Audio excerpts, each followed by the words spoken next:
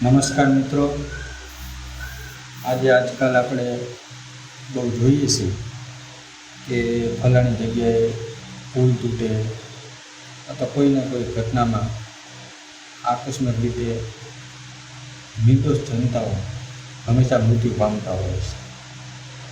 તો આ બધું કેવી રીતે બને છે, આની પાછળ કોનો ફોલ્ટ છે, આ બધું જાણવા માટે કાલે દુકાને મેં એક 5 રૂપિયાનું પેકેટ લીધું.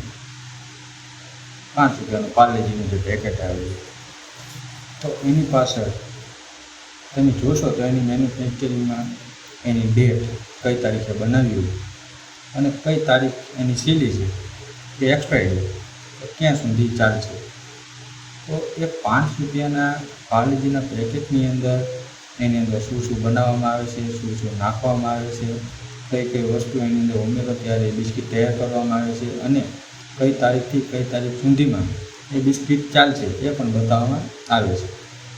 તો શું ખરેખર આપણે સરકારી તંત્રને અથવા તો આ જે પણ રોડ, રસ્તા, પુલ જે કંઈ પણ બને છે, જે કરોડો અબજો રૂપિયાના ખર્ચે બનાવવામાં આવે છે, તો શું એક વાર ત્યાં પણ એવું ન લગાવવું જોઈએ કે ખરેખર તમે આ પુલની અંદર કઈ કઈ વેરાયટી વાપરો છો, કઈ કઈ ગુણવત્તાની વસ્તુ એની અંદર તમે બનાવવા માટે વાપરો છો અને આ તૈયાર થયા પછી આની છેલ્લી તારીખ 2 વર્ષ, 10 વર્ષ, 15 વર્ષ, 20 વર્ષ ક્યાં સુધી ચાલશે.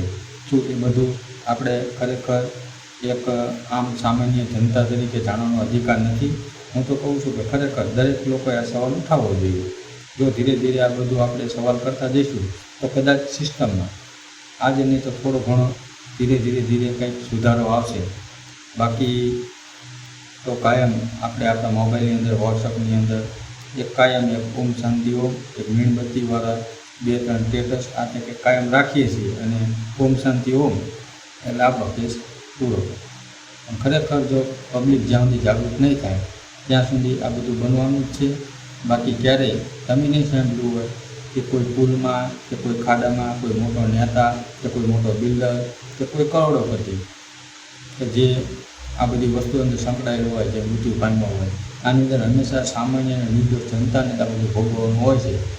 તો મારી વાત યોગ્ય લાગે તો કોમેન્ટ કરવા વિનંતી.